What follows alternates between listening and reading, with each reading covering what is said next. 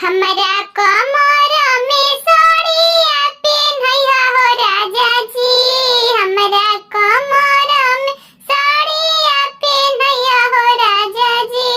दिलवा के कारा से लागल बा बता दा हो राजा जी।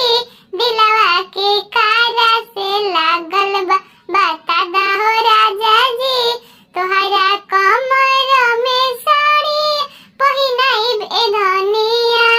तोहरा कमर में साड़ी पहिनाइब ए धनिया।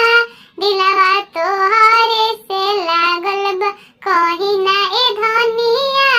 दिलवा तोहरे से लागल बा कहीं ना